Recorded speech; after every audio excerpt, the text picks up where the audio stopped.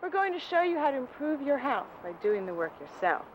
We're going to guide you through step-by-step simple home improvements that'll save you time, money, while adding value to your home. We're also going to show you how to properly handle your tools. No, okay, I know. You're probably good at it already. But, as in life, there's always a little room for improvement. Now here's where it all began.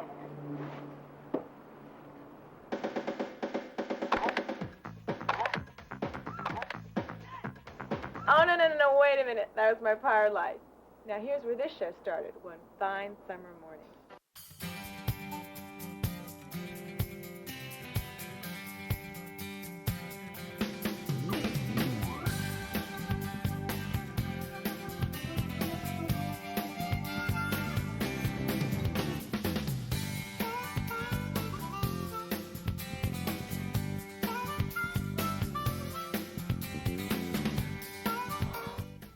Well, I've been meaning to finish this little roll-top desk for a long time, and by finish it, I mean stain it. Now, one way to save money on your furniture purchases is to buy unfinished furniture. Just make sure you have the time to stain or paint it, whatever it is you want to do with it. In this case, we're going to stain it. Now, this is pine, and pine tends to be very soft. Now, how do you know if the wood you're working with is soft? Take your nail and see if you can make a small dent in the wood. If you can, then it's soft. And what does that mean? Well, that means we need to pre-treat it with a wood conditioner before we stain it. A wood conditioner kind of works like a primer or sealer when you're painting, in that it helps the stain go on better. In this case, it'll help the stain go on much more evenly. It'll avoid blotching and streaking. So before we do that, though, of course, we have to sand. Fine grit sandpaper and a sanding block is really your best way to do it. You could use an electric palm sander and things might go a little faster, but when working with such a soft wood as pine, you may tend to get a little carried away and over sand in some areas and not others. And in that case, your stain will still go on unevenly, even with the treatment. And when you use the treatment, you can use a cheesecloth, which the pros use, or you can use a natural bristle brush. We'll be using both. I'm going to use a cheesecloth for the flat places for both the stain and the treatment.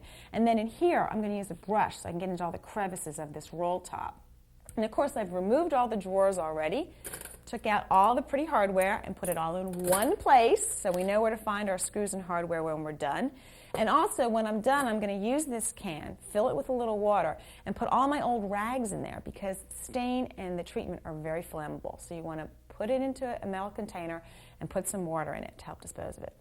Okay, so I'm going to take a fine grit sandpaper, sanding block, and we've done this before on the show.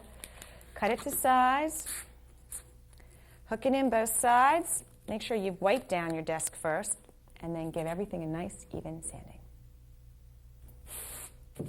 Always sand with the grain of the wood. Come with me as I unravel the mystery of our stone. In a moment, I'm going to take you down to our basement and show you some water damage. But right now, I'm going to show you how we're going to fix the water damage.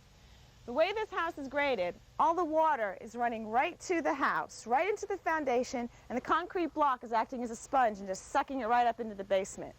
So what we're going to do today is dig a trench about 1.5 feet deep along the whole foundation, all the way down the side, and we're going to create a pitch so that the grading will now pull the water away from the house and down off to the side.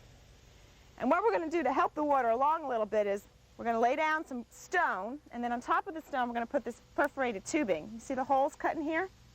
These holes will actually go down, and the water will run into these holes, and it'll come down this channel. And then if we do grade it properly and have the right pitch, it should all just come down and off the side of the house. When we get done with that, we're going to put more stone on top.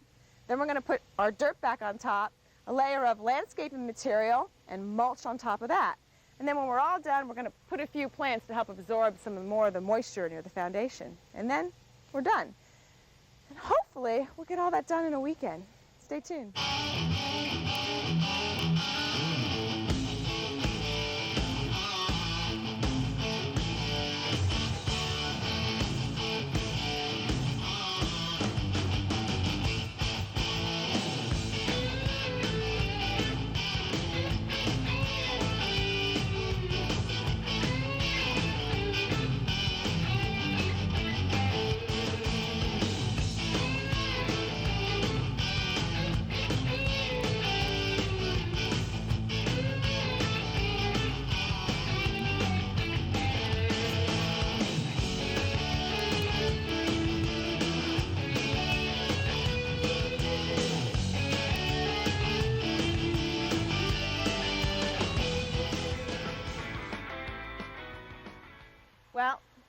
start unraveling this mystery, we have to start with the first suspect, clogged gutters.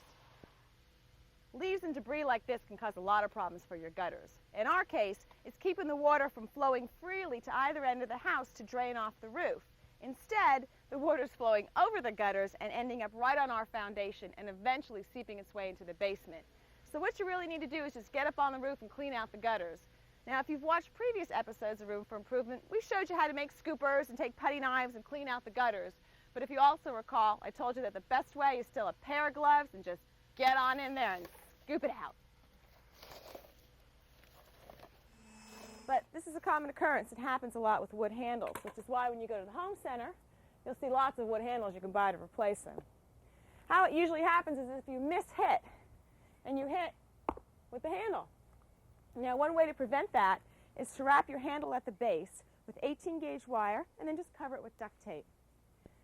So I think once I finish splitting up all this firewood, I'm going to go close up the air conditioners, clean out the gutters, and have myself a cup of hot chocolate. Woman's work is never done. Well, the pool's closed, the gutters are clean, the air conditioners are winterized, and we've got plenty of firewood to keep us warm during those long winter months ahead. So you have a good holiday, and we'll see you in spring. And remember, in everyone's life, there's always a little room for improvement.